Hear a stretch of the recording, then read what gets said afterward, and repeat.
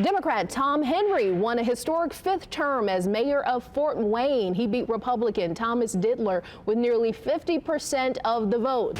And we want to know where you would like to see the Pacers games broadcast next year. We've made it easy for anyone to share their preference. Just scan the QR code on your screen, then find this story in the As Seen On section of WISHTV.com and scroll down to the poll. Mike Epps is going back to his roots. The comedian visited his first job yesterday in Indianapolis McDonald's on North Michigan Road. It was part of the company's 1 in 8 campaign.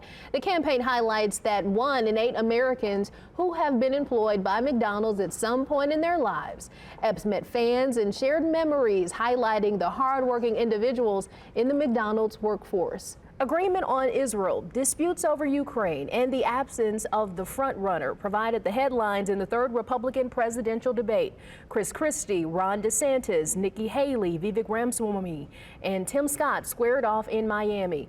Negotiations are underway to reach a 3-day humanitarian ceasefire in Gaza. The Associated Press cites several anonymous officers from Egypt and the UN who say the deal would release about a dozen hostages held by Hamas. This comes as the United States adds more pressure on Israel to create a humanitarian corridor. And here in Indianapolis, charging documents are providing new details in the arrest of a woman accused of targeting the local Jewish community. Prosecutors charged her yesterday with 3 felonies. News 8's Brittany Noble is sifting through court documents. And Brittany, what are you finding? A sneak peek at this year's Festival of Trees. News 8's Amisha Ramsey has an early look before it starts tomorrow. The story of a dedicated volunteer committed to helping feed thousands of people for Thanksgiving. WISH-TV is proud to once again partner with the Moselle Sanders Foundation for this year's dinner. News 8's Brittany Noble met a man who has helped the program for 50 years. It's travel day for the Indianapolis Colts as they head to Germany. The game in Frankfurt against the Patriots will be the first international game for the Colts since 2016 and the first overseas travel of any kind for some of the players. And it is starting to look a lot like Thanksgiving. I didn't want to skip to Christmas. I was like, wait a minute. Okay, Thanksgiving. I didn't want to skip to Christmas, so I made sure I said Thanksgiving because this is what it's supposed to feel like, right? Right. That is absolutely right. You know, yesterday we saw those really gusty winds, upwards of 30 miles an hour. Not the case today. A bit breezy at times, but about 15 to 20 miles per hour early on, and then later this afternoon, wind not all that bad. And WISH-TV is your education station. An Indianapolis educator received a prestigious national award in a surprise presentation in front of her students. You can see Kendra Randall receiving the Milken Educator Award yesterday, along with a $25,000 prize from the Milken Family Foundation.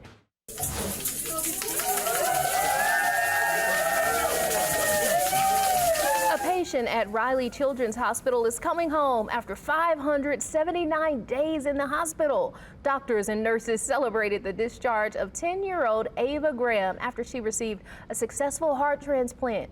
She was born with a rare congenital birth defect that affects blood flow through the heart, and the high levels of antibodies in her blood made it hard to find a perfect match. Ava arrived at Riley 19 months ago and has since celebrated 2 birthdays and completed 2 school years while in the hospital. She said that she is most excited to see her bedroom again. Let's take a turn to the weather because we are tracking temperatures that will be dropping into the low 30s tonight. Big changes from the past couple of days. Yes, we've been talking to Storm Track 8 Chief Meteorologist Ashley Brown about this for the coming days, and that cooler air is here now. It is. Yesterday was fantastic, but abnormal, upper 70s. Today, 50s. Yeah. WISH-TV will be the official broadcast home of World Wrestling Entertainment's WWE NXT series starting in October of next year. Israel will pause military operations in parts of northern Gaza for 4-hour periods each day, a White House official said today. Yeah, so the move appears to halt the violence to allow Palestinians to flee south and receive aid. Similar short-term pauses have occurred over the last several days. Outside we go now, a little cooler tonight than we've had over the past couple of nights. Yeah, it's been cooler, but at least it's seasonal now. We were getting a little used to that warmer weather, and I think we probably shouldn't have been. No. Ashley Brown joining us now with the forecast, but you have a quiz first, right? I do have a quiz first. Isn't that exciting? Oh, can't wait. Joy. Festival of Trees is officially kicking off tomorrow, and we're giving you a preview of the things you can see and do with your family to celebrate the holiday this season. Organizers say there are 78 decorated trees for families to see.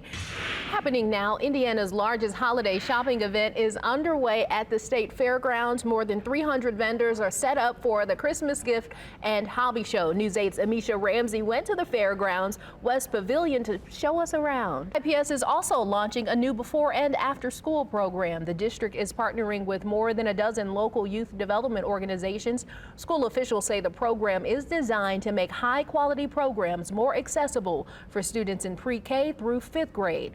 It is also a call to action for current and new community partners to support the district's students with more meaningful opportunities.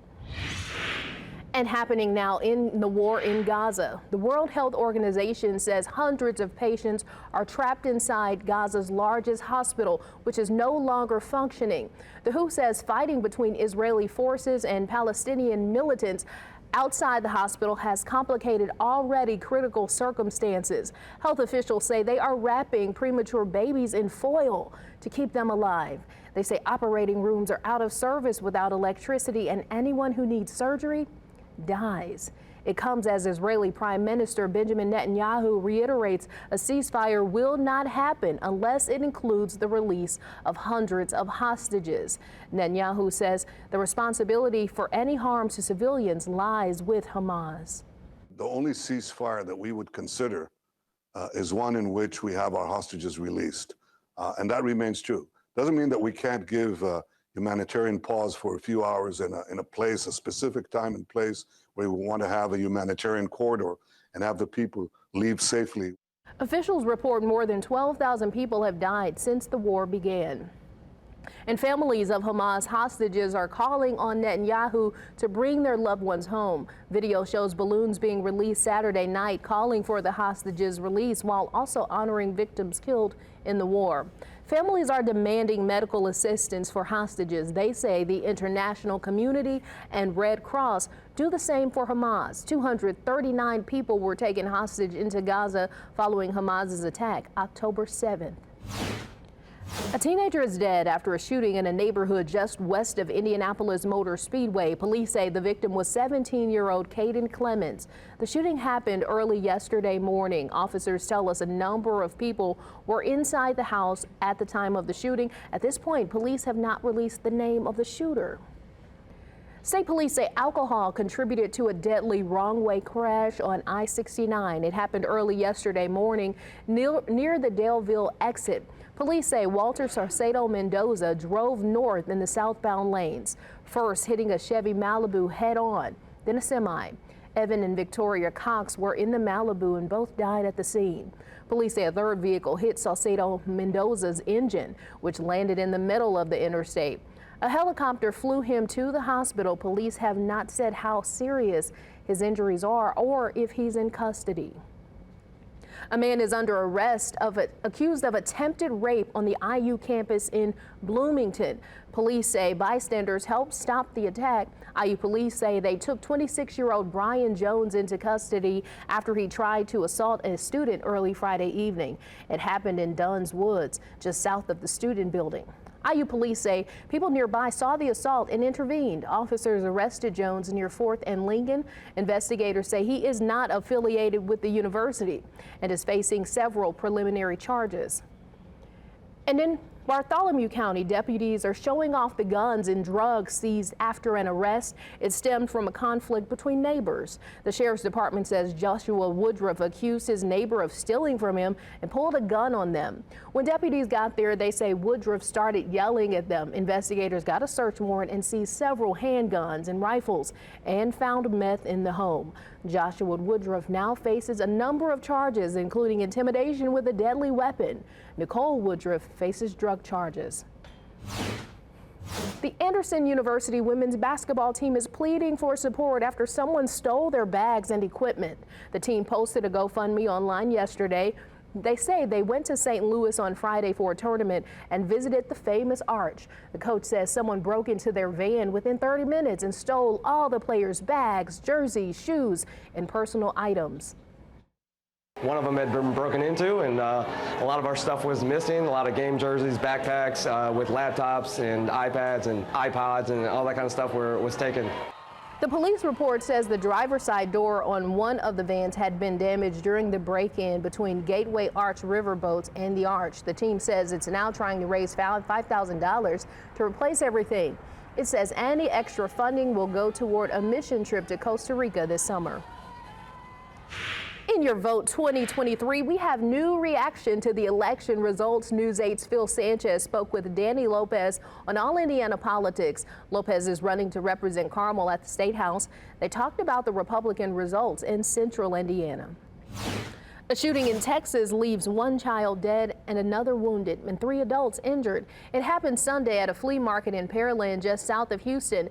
Investigators say it started as an argument between 2 people who both fired shots. Police are not saying yet if the shooters are among the wounded or if they are under arrest.